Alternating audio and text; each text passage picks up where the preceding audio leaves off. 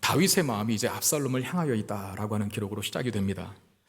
1절 말씀 보시면 수레아의 아들 요압이 왕의 마음이 압살롬에게 향하는 줄을 알고 이렇게 되어 있죠. 다윗의 마음이 아들 압살롬에게 향하고 있다 이렇게 기록하고 있고, 그 앞구절인 사무엘하 13장 39절에도 다윗 왕의 마음이 압살롬을 향하여 간절하여졌다 그랬습니다. 압살롬. 여러분, 압살롬이 누굽니까? 압살롬은 다윗의 셋째 아들이에요. 그러니까 큰 아들은 누구죠? 암논이었어요. 중간에 길르압이라고 하는 아들이 있는데 약했는지 어려서 그냥 죽었어요. 그래서 첫째, 그 다음에 셋째, 이 셋째가 압살롬인데 그 압살롬이 암논을 죽였지 않습니까? 암논이 압살롬이 암논을 죽이고 구슬로 도망간 지 시간이 흘렀는데 3년 정도의 시간이 흐른 거예요. 형을 살해한 자식이라도 부모에게는 다 자식들 아닙니까? 3년이라고 하는 시간 동안 그 자식을 보지 못했다면, 더군다나 장남도 없는 그런 상태에서 자식을 보지 못했다면 자식에 대한 사무치는 그리움을 아버지가 갖고 있는 것은 당연한 거겠죠. 근데 그 마음을 누가 아냐면 요압이 압니다. 여러분, 요압은 누굽니까? 다윗의 군대 장관이죠. 다윗의 신복장수라 할 수 있는, 그러니까 다윗의 어떻게 보면 최측근이에요. 정치적이고 또는 군사적인 관점에서 중요한 일들을 논의하는 사람이 바로 이 요압이라고 하는 사람인데, 다윗의 최측근에 있던 요압이 다윗의 그런 마음을 모를 리가 없죠. 그래서 이 요압이 압살롬을 다윗에게로 오게 할 그런 계획을 세우게 됩니다. 그 일을 위해서 드고아에 사는 한 여인을 청하여서 다윗 앞에 연기를 하게 하는데, 쉽게 말하면 쇼를 하게 하는 것이죠. 2절 말씀 보시면 드고아에 사람을 보내어 거기서 지혜로운 여인을 하나를 데려다가 라고 하는 말이 있습니다. 드고아에 사는 여인, 그 여인이 아주 슬기롭고 지혜롭기로 정평에 나 있던 인물이었나 봐요. 그래 요압이 그를 데리고 옵니다. 그를 불러와요. 여기 지금 지혜로운 여인이라 라고 할 때에는 아마 이런 의미가 있지 않나. 어떤 일을 시켰을 때 그 일을 제대로 똑부러지게 해내는 사람, 그런 지혜가 있는 사람이 있잖아요. 뭐 하나 시키면 그 하나도 제대로 못하는 사람이 있고, 하나 시키면 2개, 3개를 해오는 사람이 있습니다. 그런 일을 잘하는 여인이었을 것 같아요. 요압이 시키는 대로 그 이상의 어떤 역할을 잘 감당하여 많은 좋은 결과를 줄 수 있는 여인, 그래서 슬기롭고 지혜로운 여인이었다라고 그렇게 쓴 것 같습니다. 이 요압의 지시에 따라서 여인은 다윗을 대면하게 되는데, 다윗 앞에서 자신의 괴로운 상황을 토로하는 거예요. 그 상황이 어떤 거냐면, 다윗 앞에 본인을 과부라고 소개를 합니다. 남편이 일찍 죽었다는 것입니다. 그리고 자기에게 스라의 자녀 둘이 있는데 무슨 영문인지 이 자녀 둘이서, 아들 둘이서 들에 나가서 싸움이 일어났어요. 그래 형이니까 조금 더 힘이 셌나 봐요. 이 형이 동생을 쳐 죽인 겁니다. 근데 동네 사람들이, 친족들이 그것을 알고 저놈이 동생을 죽였으니까 우리가 심판함이 마땅하다라고 하면서 그 형조차도 처벌하려고 한다는 겁니다. 그러면 그 과부된 어미의 입장에서는 남편도 죽었죠. 동생도 죽었죠. 막내 아들도 죽었죠. 이제 큰아들까지도 심판에 의해서, 정의로운 칼날에 의해서, 사람들에 의해서 죽임을 당한다면 나는 뭐가 되겠냐? 내 남편의 씨는 이제 말라버리는 것 아니냐? 배가 끊기는 것 아니냐? 그런 위험에 처해 있다고 다윗에게 호소하는 겁니다. 그 표현을 7절 하반절에 이렇게 했어요. 그들이 내게 남아있는 숯불을 꺼서 내 남편의 이름과 씨를 세상에 남겨두지 아니하겠나이다. 이렇게 표현했어요. 숯불을 꺼버리려고 한다. 내 남편의 이름을 세상에 남겨두지 않으려 한다. 이 여인의 사정을 들은 다윗이 어떻게 판결을 합니까? 그 여인의 하나 남은 아들을 보호하겠다라고 그렇게 말을 하는데, 10절 11절 말씀입니다. 왕이 이르되 누구든지 내게 말하는 자를 내게로 데려오라. 그가 다시는 너를 건드리지도 못하리라 하니라. 여인이 이르되 청하건대 왕은 왕의 하나님 여호와를 기억하사 원수 갚는 자가 더 죽이지 못하게 하옵소서. 내 아들을 죽일까 두렵나이다 하니 왕이 이르되 여호와께서 살아계심을 두고 맹세하노니 내 아들의 머리카락 하나도 땅에 떨어지지 아니할 것이라. 여러분, 지금 다윗은 이 여인의 하나밖에 없는 아들을 보호한다는 겁니까? 안 한다는 겁니까? 보호한다는 거죠. 어느 정도로? 머리털 하나도 떨어지지 않게 내가 해주겠다. 그걸 왕의 권위로서만 말해도 대단한 건데 또 누구의 이름을 겁니까? 그렇죠. 하나님의 이름으로 맹세컨대 내가 네 아들 지켜줄게. 머리카락 하나도 떨어지지 않게 해줄게 라고 그렇게 맹세하죠. 그러니까 다윗은 어떻게 보면 그 형이 동생을 죽였잖아요. 그럼 동생을 죽인 형의 죄값, 그러므로 그 형은 죄인이거든요. 그 죄에 대한 처벌을 먼저 말하지 않고 하나밖에 없는 이 여인의 아들을 죽이려고 하는 무리들로부터 내가 보호해줄게 라고 그렇게 먼저 말을 합니다. 다윗에게 이런 답을 들은 여인은 이제 이야기의 초점을 다윗에게로 딱 옮기는 거예요. 여러분, 이 이야기를 보면서 무슨 생각이 납니까? 누가 이렇게 했죠? 사무엘 상하를 처음 들으시는 건 아니잖아요. 나단 선자의 얘기가 떠오르지 않나요? 부자 얘기하면서 가난한 사람 하나밖에 없는 양 빼앗아 손님 대접하고, 그러면서 나단이 딱 다윗에게 칼을, 당신이 그 사람이라고. 여인도 마찬가지예요. 그런 자신의 사정을 이야기하면서 그 이야기를 이제 다윗의 상황에 적용하라고 합니다. 여러분, 지금 여인의 사연과 비슷하게 다윗도 지금 이런 상황이 있지 않습니까? 다윗에게도 죽은 아들이 있습니다. 바로 큰아들 암논인데, 그 큰아들 암논을 죽인 사람이 바로 셋째 아들 압살롬이었어요. 암논을 죽인 이유 때문에 지금 압살롬은 그술 땅으로 도망쳐서 3년 동안이나 은둔해 있습니다. 왕이니까요, 죄인 압살롬을 처벌해야 맞지만, 그러나 또한 아버지이니까요, 자식이 고통당하고 고생하는 모습을 못 보는 거죠. 눈에 보여야 그 그리움을 달랠 수 있을 텐데 눈에 보이지 않으니 그립고, 아버지로서는 압살롬을 향하여 당장의 그리움 때문에 오라고 말하고 싶은데, 왕이니까. 여러분, 당시의 왕은 아주 중요한 역할 중에 하나가 재판입니다. 재판하는 사람은 정의로워야 돼요. 왕으로서는 형제를 죽인 죄인이니까 처벌을 해야 마땅한데, 이러지도 못하고 저러지도 못하고 있는 상황이 지금 다윗의 상황이거든. 가서 데려오지도 못하고, 그렇다고 쳐들어가서 죽이지도 못하고. 요압이 그거를 알고 드고아의 지혜로운 여인을 딱 거기 보낸 거예요. 그래서 왕 앞에 아주 정말 절묘하게 연기를 하지 않습니까? 거기에 다윗이 쏙 넘어갔죠. 돌이킬 수도 없어요. 왜? 여호와께 맹세했기 때문에. 이런 정황 속에서 여인이 다윗에게 자신에게 내린 판단을 당신에게 적용하십시오 라고 말하는 겁니다. 14절, 우리는 필경 죽으리니 땅에 쏟아진 물을 다시 담지 못함 같으오나 하나님은 생명을 빼앗지 아니하시고 방책을 베푸사 내쫓긴 자가 하나님께 버린 자가 되지 아니하게 하시나이다 그랬어요. 우리는 필경 죽으리니 땅에 쏟아진 물을 다시 담지 못할 것이다. 여인이 그런 말을 다윗에게 한 것인데, 이게 뭡니까? 암논은 이미 죽었다. 죽은 자를 어떻게 다시 살려올 수 있느냐? 없지 않느냐?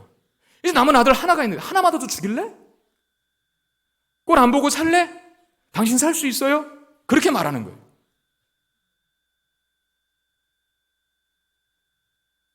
자신에게 내린 다윗의 판단이 선한 거니까. 정의의 칼날을 휘두르기 전에 당신 자식이다. 관계를 먼저 생각해라. 그리고 당신이 지금 나에게 내린 판단은 하나님 보실 때 선한 것이니까 그대로 하십시오 라고 제안을 합니다. 어쩌면 다윗은 그 판결 속에서 자신도 모르게 압살롬을 죄인으로서가 아니라 아들로서 집으로 오게 하겠다라고 결정한 것 같은 거예요. 그 여인의 아들을 보호해 줄게 라고 하는 그 말 속에는 이미 자기가 자신의 압살롬을 그렇게 하겠다고 말한 것과 동일하는 거예요. 여러분, 한번 생각해 보시길 바랍니다. 과연 다윗이 이 여인의 말대로 압살롬을 용서하고 예루살렘으로 돌아오게 하는 것이 맞는 겁니까? 제가 사무엘상 그리고 사무엘하를 지금 설교하고 있는 연속 강의 계속하고 있는데, 제가 역대급이에요. 이 본문이 어떤 역대급이냐면 이렇게 어려운 본문이 없어요. 오늘날 새벽까지도 끙끙 앓았어요. 어제 집사람이 그러더라고요. 당신 왜 이렇게 어디서 얼굴이 헬스케지냐고. 네? 어제 사실 오늘 기간별 찬양대회 때 당회원들이 또 출연을 하거든요. 춤 연습을 했는데 1시간 반 동안 너무 힘들더라고요. 그래서 그것 때문에 그러냐고 물어보는 거예요. 근데 사실 그게 아니에요. 이 본문하고 씨름하려다 보니까 내용은 어렵지 않아요. 도대체 하나님께서 말씀하시는 바가 뭔가. 이 본문이 또 정확하게 두 갈래로 갈렸어요. 요압이 사주했잖아요.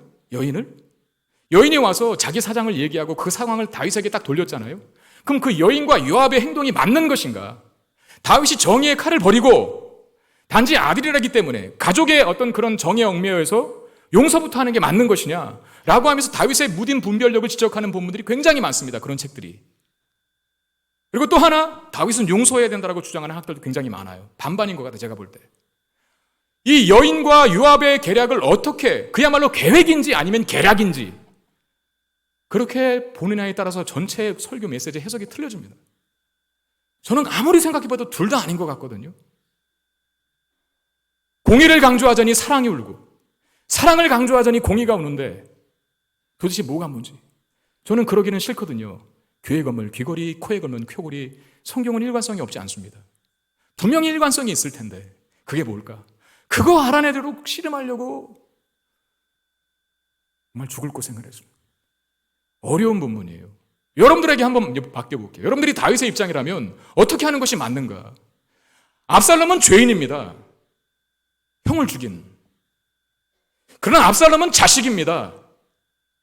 다윗이 왕이기 전에, 그는 왕자이기 전에 아버지 다윗의 아들이에요. 어떻게 판단 내리실래요? 저는 큰 틀에서는 하나님의 뜻은 압살롬을 용서하는 것이 맞다고 봅니다. 왜? 하나님이 다윗을 그렇게 했잖아요. 밧세바를 간음하고 우리아를 죽였던 다윗이었습니다.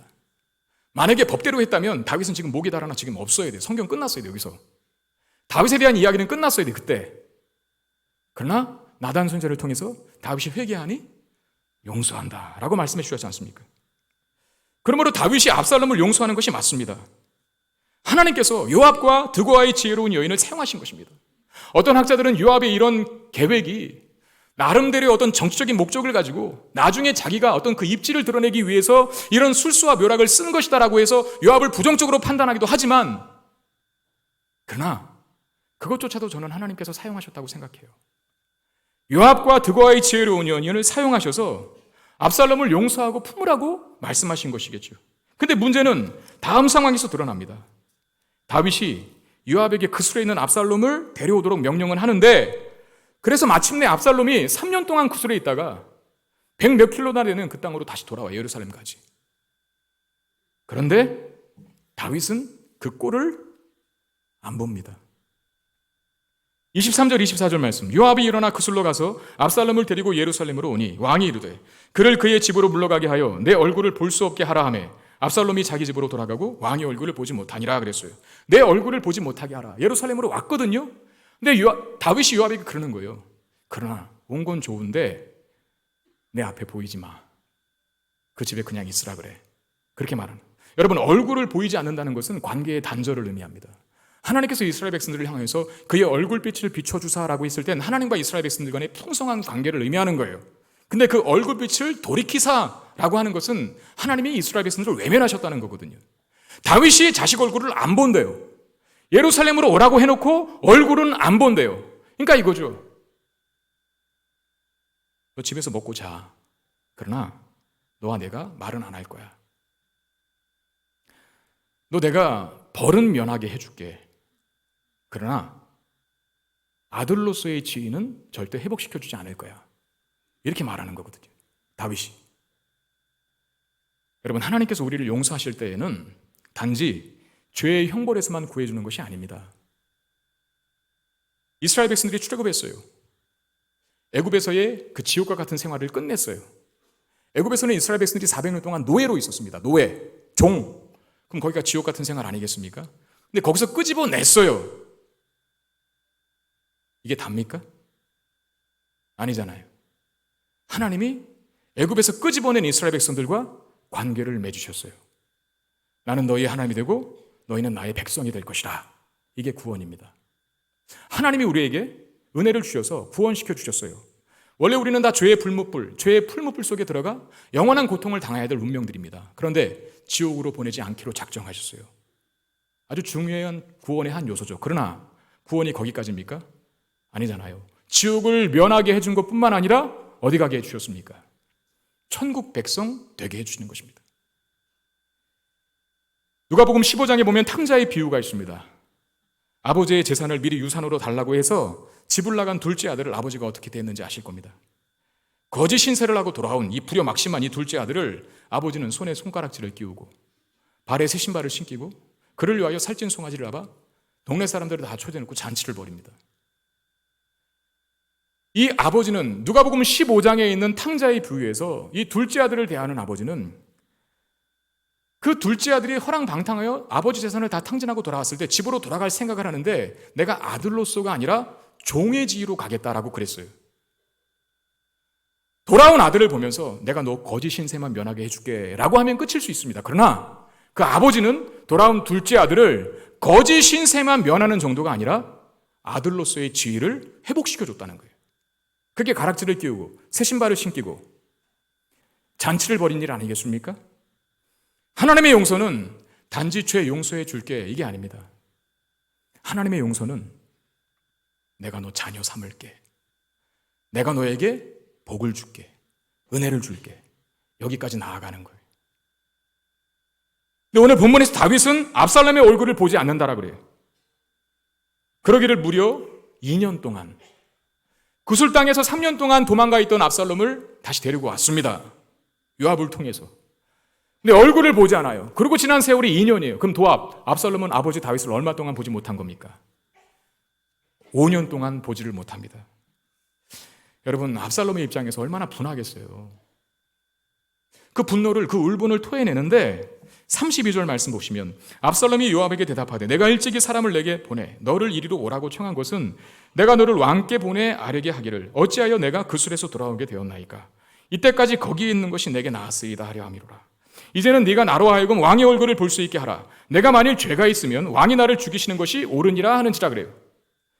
2년이 지났는데도 자기를 찾을 생각을 안 하는 아버지와의 관계가 막혀버린 이 압살롬이 요압을 부릅니다. 왕을 부를 수는 없고. 근데 요압이 안 와요. 그래 결국은 요압의 밭을 압살롬이 불태워버립니다. 자기의 재산에 경제적인 피해가 있으니 그때야 요압이 옵니다. 왜 우리 내 밭에 불 질렀냐고. 그랬더니 하는 말이 그거예요. 지금 압살롬이 요압에게. 왜 나를 그냥 구슬 땅에 있게 놔두지? 왜 예루살렘으로 돌아오게 했냐? 내가 받아야 될 벌이 있다면 마땅히 받겠다. 당장 아버지 만나게 해달라고.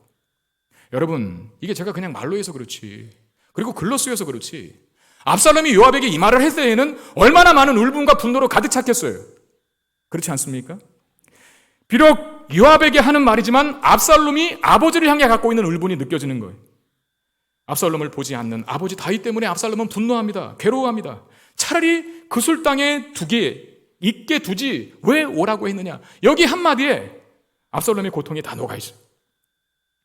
회복되기를 원하고 왔는데 아버지와의 관계가 다시 회복될 것이라는 그런 기대를 갖고 왔는데, 만약에 아버지 다윗과의 관계가 회복되는 것이라면 내가 어떤 벌이라도 달게 받겠다라고 하는 마음가짐을 갖고 왔는데 관계의 문은 여전히 닫혀 있다는 거예요. 여러분, 어떤 일을 기대를 하고 왔는데 그 기대대로 이루어지지 않을 때에는 굉장히 큰 화가 몰려오게 되는 법입니다. 압살롬은 아버지와의 관계를 원했어요. 단지 거리가 가까워지는 것, 장소가 옮겨지는 것, 그것만 원한 것이 아니에요. 지금 압살롬은 구술 땅에서 예루살렘으로 옮겨져 왔습니다. 여러분, 구술은 외할아버지의 집이기는 했지만 아주 작은 땅이에요. 아주 작은 나라입니다. 예루살렘과는 비교도 못할, 예루살렘으로 돌아온 왕의 아들로서 그는 모든 환경적인 풍요로움들을 다 누렸을 거예요. 그러나 정작 필요한 거, 아버지와의 관계가 막히니 돈이 무슨 소용이 있고, 좋은 살림이 무슨 소용이 있고, 배기량 높은 차가 무슨 소용이 있고, 직장에서 출세하는 것이 무슨 소용이냐, 그런 말이죠. 그에게 모든 환경이 풍요로워졌는데 압살롬은 괴로워합니다. 모든 조건이 다 갖추어졌음에도 아버지와의 관계를 목말라 하는 이 압살롬을 봅니다. 여러분, 우리에게 모든 필요가 다 있어도 하나님과의 관계가 회복되지 않으면 우리는 늘 공허함과 외로움에 빠지게 됩니다. 제가 자주 드리는 말씀이지만 아무튼 죽을 때까지 기억하라고 자주 반복하는 거예요. 인간은 하나님의 형상으로 지어졌기 때문에 하나님이 아닌 것으로는 만족할 수 없어요. 절대. 여러분, 하나님은 크신 분입니까? 작으신 분입니까? 그러면 그 크신 분이 우리의 영혼과 내면에 담기려면 우리의 영혼과 내면의 크기는 얼마나 커야겠어요? 그 그릇이. 생각해 보세요. 하나님을 담아야만 우리의 내면의 그릇, 우리의 영혼의 그릇이 채워진다면 여기 돈이 들어간들, 이 그릇에 명예가 들어간들, 권력이 들어간들 채워지겠습니까? 돈이 하나님만 해요? 명예가 하나님만 해요? 권력이 하나님만 해요? 그렇지 않잖아요. 그러므로 어떤 것으로도 우리 내면과 영혼은 만족하지 못한다는 거예요. 오직 하나님만으로 만족할 수 있다는 거예요. 압살롬이 아버지를 원해요. 바로 이 압살롬의 외침에서 하나님과의 관계가 막혀버렸을 때 그 무엇으로도 채워지지 않는 인생의 가련함을 보는 거예요. 압살롬의 울분이고 분노지만 한 영혼의 절규와 외침 아니었을까요? 다윗은 압살롬을 온전히 받아들이지 못합니다. 단지 예루살렘에 머물게 할 뿐이었습니다. 하나님께서 다윗을 용서하셨습니다. 그러면 그런 용서하심의 은혜를 받고 자기는 살고 있음에도 불구하고 왜 그 은혜를 아들에게는 베풀지 못하는가? 물론 여러분, 제재와 징계가 없는 용서는 무질서만 남기죠. 그래 참 이게 어렵습니다. 저에게도. 저는 목회자이기 때문에 교회를 경영은 아니죠. 교회를 끌어가다 보면 교회를 끌어가다 보면 어디에 사랑의 비중을 둬야 될 것인가, 공의의 비중을 둬야 될 것인가 하는 갈림길에 서 있을 때가 종종 있어요. 정말 그건 하나님밖에 답을 못 가지는 것 같아요. 하나님은 정확하게 그 답을 가지셨죠. 예수 그리스도의 십자가. 그 십자가 안에 하나님의 공의와 하나님의 사랑이 다 들어가 있지 않습니까? 우리를 용서해 주시되 그냥 용서해 주신 것이 아닙니다. 아들 예수 그리스도의 죽음이라고 하는 엄청난 죄의 대가를 지불하게 하셨어요. 그러나 용서하셨다는 것이죠. 사랑을 강조하면 교회가 굉장히 난잡해지고 무질서해집니다. 공의만 드렸다 강조하면 교회는 살벌한 곳이 됩니다. 누구도 오기 싫어하는. 다윗은 용서한다고 했어요. 그런데 그 용서는 완전한 용서는 아니었어요. 만약에 다윗이 징계를 통해서 참된 용서를 구현했다면 다윗은 그를 품어야 맞습니다. 압살롬은 어쩌면 눈물을 흘리면서 매를 때리는 아버지의 모습을 원했을지도 모르겠어요. 종아리를 걷어 그리고 100대를 맞습니다. 너무나 아프기도 하지만 이것만 다 맞으면 아버지가 나를 따뜻하게 대해주겠지 라고 하는 기대를 갖고 오지 않았을까요? 우리도 그러잖아요. 자식이 잘못했으면 잘못한 것에 대한 문책을 하지 않습니까? 때로는 종아리를 후려치죠. 그러나 눈물을 흘리면서 후려치는 것 아니겠습니까? 그리고 아파서 밤새 눈물 찔끔찔끔 흘리면서 자는 자식을 밤중에 찾아가서 내 매질 때문에 피멍이 들은 그 다리 종아리를 보면서 안티프라미를 발라주고 후시딘을 발라주고 마데카솔을 발라주고 또 뭐가 있나요? 빨간 약도 발라주고 소독도 해주고 하면서 아이고 얼마나 많이 아팠을까.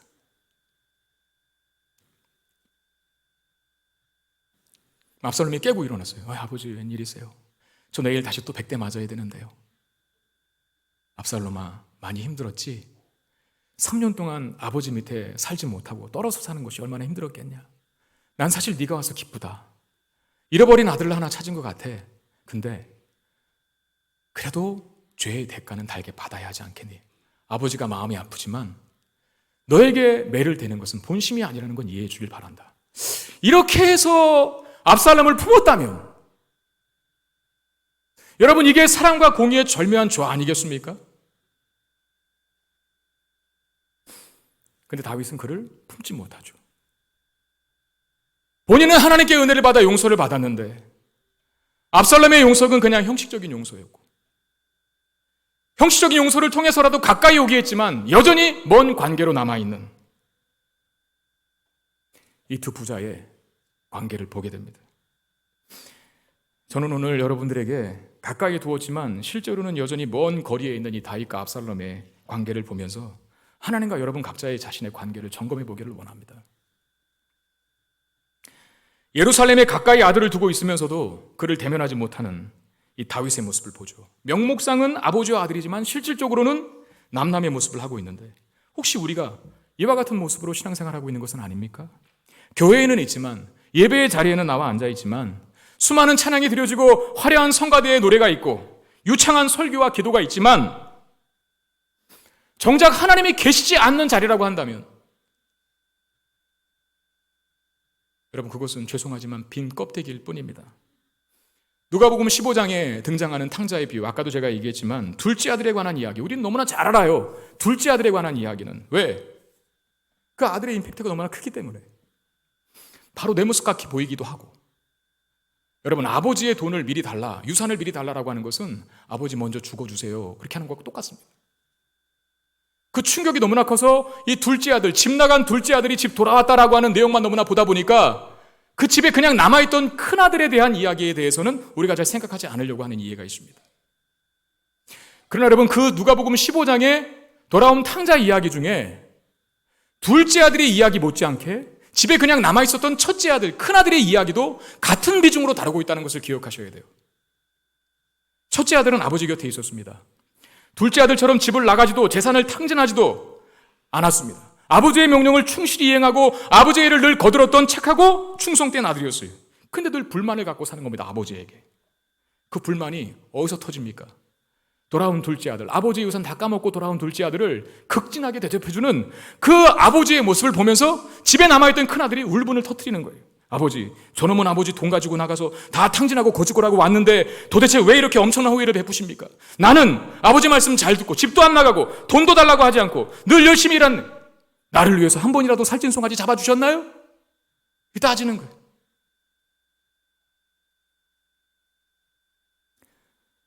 그때 아버지가 듣고 한 말이 뭐예요? 큰아들에게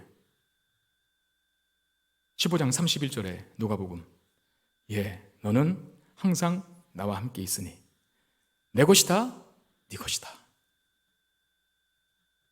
이 무슨 말입니까? 결국 둘째 아들이든 큰아들이든 간에 진정한 복은 그들이 아버지와 함께하고 있다는 것, 즉 아버지 자신이었다는 거예요. 아버지가 주는 소유가 아니라 아버지 자신. 그래서 여러분,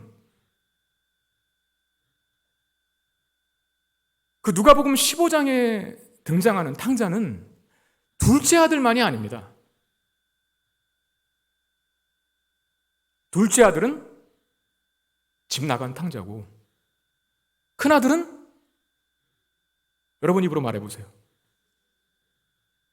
집에 있는 탕자예요. 문제는 우리 중에 집에 있는 탕자들이 참 많다는 거예요. 큰아들과 같은 탕자들이 참 많다는 거죠. 종교적이기는 하지만 우리가 종교의 어떤 행위적인 부분에 있어서 하나님 앞에 할 말이 있어요. 그러나 하나님과 나와의 관계, 하나님 때문에 내가 하나님과 함께하고 하나님을 예배할 수 있는 자로 살아갈 수 있다라고 하는 것 자체로 누리는 기쁨과 감격이 여러분들에게 있는가 한번 물어보면 우리는 자신 없습니다. 우리는 주일을 지킨다라고 하는 표현을 많이 하는데 저는 그건 좀 잘못됐다고 생각해요. 주일은 지키는 게 아니라 누리는 겁니다. 제 말 이해하시겠어요? 주일은 즐기는 겁니다. 근데 왜 우리는 자꾸 주일을 지킨다고 하죠? 어떤 법, 어떤 요구, 어떤 규칙, 어떤 종교적인 행위, 나 그거 했어, 도장 찍었어, 주일에 예배 한번 나왔어. 여러분, 오만 가지를 해도 그 안에 하나님이 계시지 않는다면 의미가 없죠. 목회는 관계라는 말을 어르신들이 많이 해요. 맞는 말씀이죠. 동료들과의 관계가 좋아야 하고 성도들과의 관계가 좋아야 하고, 저는 목회자니까 장로님들과의 관계도 좋아야 하고 중직자들과의 관계도 좋아야 하고 우리 교육자들과의 관계도 참 좋아야 합니다. 근데 인간관계만 성공하면 되는 겁니까? 아니지 않습니까? 가장 중요한 건 하나님과 나와의 관계인 거예요. 거기서 모든 관계가 다 생기는 겁니다. 하나님과 나와의 관계, 하나님과의 친밀하고 성숙한 관계가 있을 때 우리의 모든 행위들, 그것이 종교적이든 일상적인 것이든 비로소 의미를 갖게 되는 겁니다.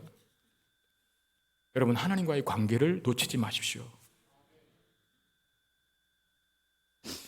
하나님과의 관계에 늘 민감한 자가 돼야 돼요. 형식만 남고 껍데기뿐인 겉만 화려한 신앙처럼 무서운 것은 없거든요. 이게 참 치명적인 게, 그게 굉장히 큰 중병인데도 불구하고 그렇게 사는 사람들은 자기의 병 걸린 상태를 몰라요. 차라리 둘째 아들은 자기가 거지가 됐으니까 깨닫고 아버지께로 돌아오기나 하지, 회개하고. 큰아들 같은 사람들은 모르거든요, 자기가 아픈 중병에 걸려 있다는 걸. 자기가 탕자라는 걸 모릅니다. 왜 예수님께서 그토록 바리새인과 서기관들을 강하게 책망하셨을까요? 그들의 종교적인 행위가 부족해서 책망한 게 아니에요.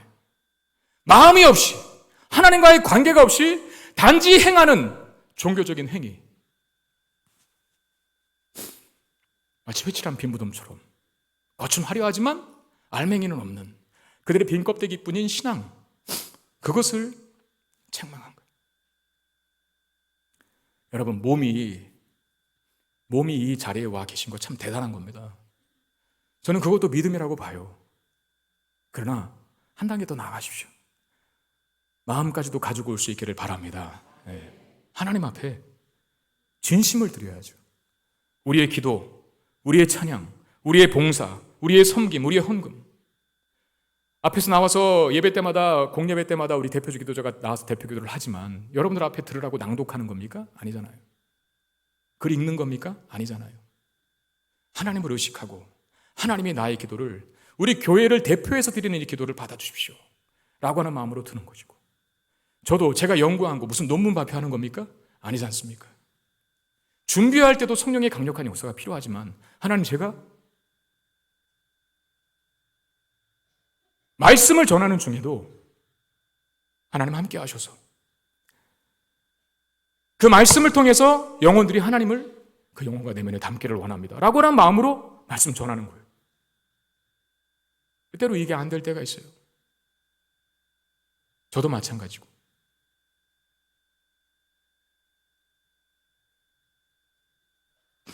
신방도 설교도 무슨 목회도 다 하나님이 계셔야지. 하나님 없이 그냥 그 행위만 한다면 그거는 직업이죠. 목회자가 그렇다면 가장 중요한 건 하나님과 나와의 관계입니다. 우리의 모든 종교 행위 속에 우리의 믿음을 심고 하나님을 그 안에 두셔야 돼요. 아버지가 그랬잖아요. 큰아들에게, 예, 너는 나와 늘 함께하고 있지 않니? 왜 아버지와 함께하고 있으면서도 불구하고 아버지는 소외시키고 있었는지, 왜 교회에 나왔음에도 불구하고 하나님은 머릿속에 한 번도 생각하지 않는지. 하나님은 우리와의 아름답고 친밀한 관계를 원하십니다. 저에게는 큰딸이 하나 있는데 고등학교 1학년이에요. 고등학교 1학년이면 이제 아빠랑은 좀 거리를 둘 때가 됐잖아요. 그럼에도 불구하고 저희 딸이 저를 굉장히 좋아합니다. 그리고 최근에는 스마트폰으로 자꾸 이렇게 저를 사랑한다고 이모티콘을 보내오네요. 제가 그래서 인증샷을 찍고 왔는데, 이모티콘이 뭔지를 잘 모르는 어르신들을 위해서 한번 보여주세요. 제 딸의 얼굴이에요. 막 저런 거를 그냥 시도 때도 없이 막 보내요. 툭툭툭툭 던져요. 그래서 제가 이상하다, 답변을 안 했어요. 집에 들어가서 집사람한테 물어봅니다. 당신 무슨 딸 혼냈어? 수연이 뭐 크게 잘못한 거 있어? 아니면 뭐 사달라는 거 안 사줬어? 라고 물어보는 거죠. 그랬더니 아니, 그런 거 없대요. 그러고 나서 그날 저녁에 저희 집사람이 딸을 붙잡고 물어봤대요. 너 아빠한테 요새 왜 그런 카톡 보내?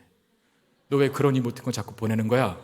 라고 물어봤더니 저희 딸이 하는 말이, 그냥 보낸 건데? 아빠 좋아서 그냥 보낸 건데? 근데 오히려 아빠가 답변이 없어서 상처를 받았대요. 제가 그 말을 듣고 기분이 좋았을까요? 나빴을까요? 사랑한다고 막 이모티콘 보내온 곳은 아빠 뭐 사줘, 아빠 나 엄마한테 혼날 일인데 좀 막아줘, 이게 아니라 그냥 아빠가 내 아빠라서 좋아.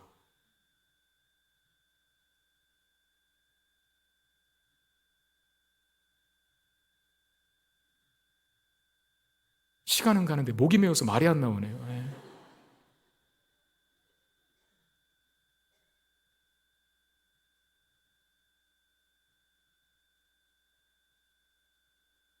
그냥 설교를 여기서 끝내야겠어요.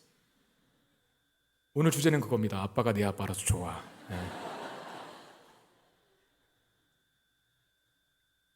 하나님이 내 하나님이라서 좋아요. 하나님은 우리의 그 고백을 원하신다는 거예요.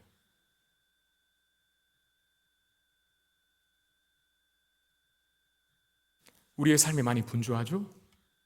10월 달에는 교회가 참 행사도 많습니다. 오늘 기간별 찬양대회도 있고, 다음 주에 체육대회도 있고, 또 그 다음 달에 성찬 예식도 있고, 초청주일도 있습니다.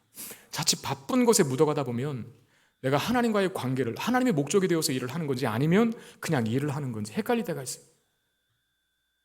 주일은 기쁨의 날이 돼야 되는데 설교 준비하다 보면 내가 설교를 꼭 바르게 전해야 될 책임감 때문에 이 주일을 말아먹는 내 자신의 모습을 발견할 때가 있어요. 정작 내 안에는 기쁨이 없는 거예요. 설교에 대한 부담만 잔뜩 안고 있고. 그게 아니잖아요. 주일은 무슨 날이라고요? 지키는 날이라 그랬어요? 누리는 날이라 그랬어요? 누리고 즐기는 날인데 10월이라 이제 여러분들 연말을 향해 달려가서 이런저런 일도 분주할 것입니다. 그러나 그 분주함 때문에 하나님과의 교제를 게을리해서는 안 돼요. 지금 이 자리에 하나님과의 거리감이 다시 생긴 분들이 있다면 다시 좁힐 수 있게 되기를 바랍니다. 그리고 이미 좁혀진 분들은 이제 더 친근함으로, 더 친밀함으로, 하나님과의 더 밀접함으로 한없이 나아갈 수 있게 되기를 바랍니다. 하나님께는요, 다윗과 압살롬의 관계가 그래야 하는 것처럼 마음의 문을 활짝 열어야 돼요. 아버지는 아들에게, 아들은 아버지에게 마음의 문을 활짝 열어야 행복한 가정을 이룰 수 있는 것 아니겠습니까? 우리의 교회 생활도 마찬가지입니다. 하나님을 향하여 마음의 문을 활짝 여십시오. 다른 것 아무것도 없어도 하나님이 나의 예배를 받으시고 이 예배에 임재하신다는 그 하나로 행복해하고 기뻐하고 감사하고 내가 죽어 천국 가는 그날에는 영원토록 주님의 임재 속에 거한다라고 하는 그 소망으로 또 하루를 견디고 일주일을 살고, 하나님 우리에게 그걸 원하시는 것입니다. 하나님을 아버지로 부르는 데에 주저함이 없는 저와 여러분 되시기를 바랍니다. 하나님이 나의 아버지, 우리보다도 나의 아버지이시고 나의 모든 것을 하시고 나를 누구보다도 사랑하시며 그런 나는 하나님을 가장 좋아하고 신뢰하고 의지한다라고 하는 이 아버지라고 하는 외침, 우리 한 주간의 삶 속에 풍성하게 고백되어지기를 주님의 이름으로 축원드립니다. 기도하겠습니다. 하나님, 우리가 다윗과 압살롬